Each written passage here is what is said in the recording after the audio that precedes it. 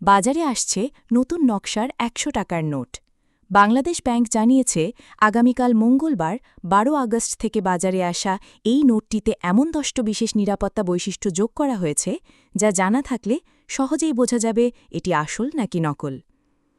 বিজ্ঞপ্তি বলছে, নোটের সামনের অংশের ডানদিকের কোণায় মুদ্রিত ১০০ লেখাটি রং পরিবর্তনশীল।